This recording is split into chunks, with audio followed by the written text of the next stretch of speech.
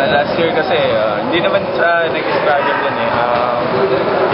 Kinukuhan ko lang kasi may mga seniors pa kami nun eh. Like Mac Barakael, Benedict Fernandez, Maradonco. Yung mga seniors na yun kasi magpapadrop na ng PBA. Kaya siguro nasa isip ko nun na tutulong na ako sa kanila kung kailangan nila ako para pinabayaan ko yung team para sila na yung mag-lead. Paano lang? Maging mabait lang. Mabait lang. Saka sinusunod si Coach gano'n. Para makakita nila yung pagka-leader ko, coachable ko. Gano'n. Ngayong year naman na to, kami na yung seniors eh. Lalo na ako pinakamatagal sa team na. You're the team captain, right? Approach ko dito sa team talaga ay sa UAP ngayon. Lead ko lang yung team kasi marami expectations sa amin sa magpa-finals kami. Pero yun lang. Para sa amin kasi marami nagsasabi na next Arvin Santos nga. Pero yung para sa akin, hindi ko naman inaangad yun eh. Kasi Arvin Santos is Arvin Santos yun.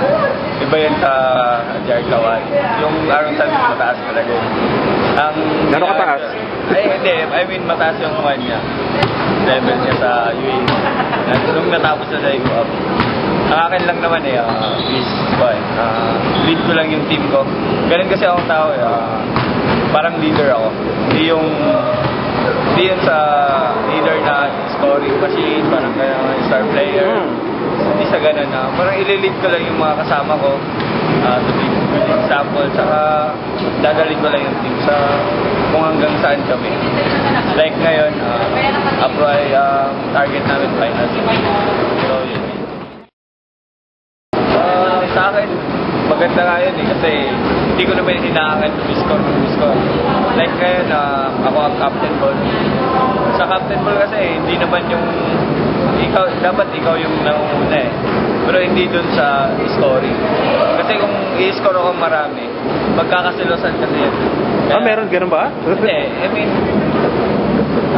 laging ina-approach si Coach sa amin yan. Pina-preach niya sa amin na kailangan team talaga kami. Kita mo naman ngayon na scoring namin, hati-hati lahat. Umaverage na ako 10.5, gano'n, si Mark 11, gano'n. Kaya wala kaming star player kasi.